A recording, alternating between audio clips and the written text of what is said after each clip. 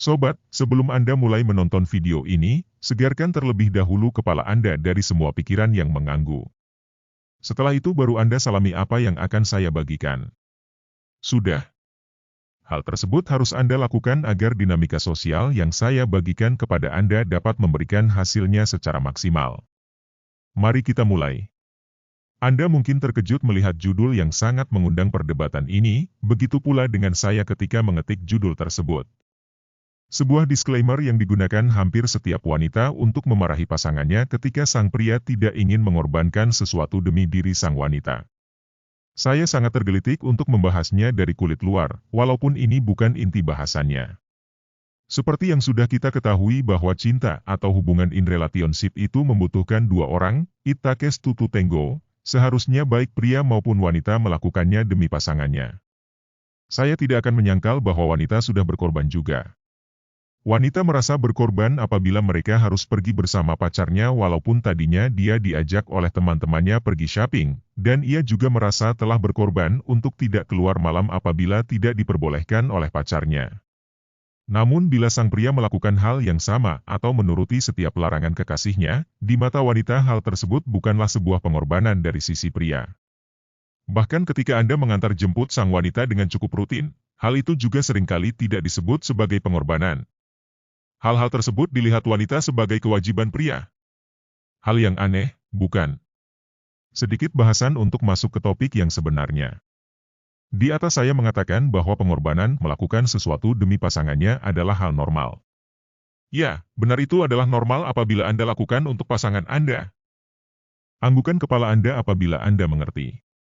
Apabila belum, tonton lagi dari awal.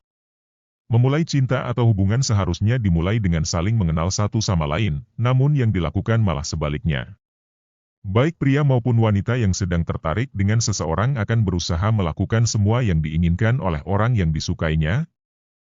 Dengan kata lain, Anda tidak menjadi diri Anda sendiri ketika sedang PDKT. Anda berusaha memberikan pelayanan dan image terbaik tentang diri Anda untuk sang gebetan. Sebuah cerita yang seringkali saya dengar, dan pernah saya lakukan dahulu. Seperti yang terjadi baru-baru ini, salah satu teman saya sedang melakukan PDKT pada seorang wanita yang sudah dikenalnya cukup lama. Wanita tersebut berada dalam lingkaran sosialnya, yang berarti sang wanita sudah termasuk dalam kelompok pertemanan pria itu. Teman saya itu berusaha selalu bersedia dan siap untuk menjemput sang wanita, maupun mengantarnya pulang ketika mereka pergi hangout. Belum lagi ditambah dengan berusaha bersikap lucu, dan mencari perhatian wanita tersebut. Anggukan kepala Anda apabila Anda pernah melakukannya. Begitu pula dengan wanita, saya mengenal seorang wanita yang menarik, tinggi, putih, berparas cantik, dan fashionable, serta sepertinya memiliki kepribadian yang baik di mata saya. Kita beri dia inisial Y.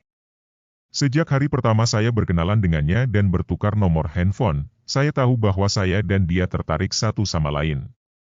Pendek cerita, hubungan saya dan Y semakin dekat. Dia memberitahu saya bahwa dia putus dengan pacarnya saat itu, saya tidak mengetahui bahwa dia sedang menjalani hubungan dengan seseorang, dan saya pun memang tidak berusaha mencari tahu. Setelah itu dia jadi lebih sering menghubungi saya dan kita pergi berpetualang bersama. Ia mulai menunjukkan tanda-tanda untuk melanjutkan hubungan ini lebih dari sekedar teman dekat dan gebetan. Namun karena terlalu sibuk melakukan semua pekerjaan yang harus saya kerjakan, dia pun sangat kesulitan untuk menghubungi saya. Dan dia mengatakan kangen dan sedih. Namun ketika saya kembali ke kota saya, dan ingin melewati hari-hari yang menyenangkan dengan Y, tapi ternyata dia sudah memiliki perilaku yang cukup berbeda. Dan akhirnya dia mengaku bahwa semua hal yang dia lakukan itu karena dia sedang PDKT. Semua perasaan sayang, suka, bersalah, hilang digantikan dengan perasaan lega karena saya hampir salah dalam memilih partner saya. Dapatkah Anda membayangkan bahwa ketika wanita begitu baik dan perhatian terhadap Anda, itu sebenarnya ternyata hanya untuk menimbulkan rasa suka dalam diri Anda? Dapatkah Anda bayangkan bahwa Anda akan berpacaran dengan orang yang berbeda sikapnya dari sewaktu masa-masa PDKT? Yang ideal adalah apabila dalam hubungan Anda dan pasangan Anda menjadi justru malah bersikap lebih baik dan lebih perhatian satu sama lain, daripada ketika masa-masa PDKT. Namun kebanyakan yang terjadi adalah sebaliknya. Dan dinamika hubungan yang terjadi akan menjadi kacau. Mulai adanya perselingkuhan, tidak lagi saling peduli, DLL. Dari cerita di atas dapat Anda ketahui bahwa ketika Anda melakukan pengorbanan di awal, bahkan sebelum hubungan itu terjadi hanya akan membawa itu kedua arah. Hancur saat itu juga, karena itu jelas menunjukkan bahwa Anda ngaret. Soal ngaret tidak akan saya bahas di video ini. Tapi akan saya jelaskan pada video lainnya. Hancur di kemudian hari, baik bentuknya adalah putus ataupun jenis hubungan yang tidak berkualitas dan berantakan. Bersikaplah seperti biasanya seperti ketika Anda bergaul dengan orang lain. Karena ketika Anda berusaha menunjukkan diri Anda yang suka berkorban demi dirinya, bagi sang wanita itu adalah hal normal. Itu adalah kewajiban Anda karena Anda yang mengejarnya. Maka ketika Anda berdua menjalani hubungan pacaran, sang wanita akan mengharapkan lebih karena dia sekarang adalah pacar Anda. Pengorbanan Anda harus lebih besar daripada sewaktu masih PDKT. Ketika Anda sudah habis-habisan di masa PDKT, apalagi yang akan Anda korbankan ketika pacaran? Akhirnya harga diri Anda pun dikorbankan. Lanjutkan ke paragraf berikutnya hanya jika Anda sudah mengerti apa yang saya bicarakan di atas. Sampai saat ini saya hanya menemukan dua cara terbaik untuk menghindari dua kehancuran di atas. Bersikaplah seperti biasa ketika bertemu dengan wanita, lakukan padanya hal-hal yang juga Anda lakukan pada orang lain. Dengan kata lain, biasa saja, jangan berlebihan. Mulailah berinvestasi untuk diri Anda.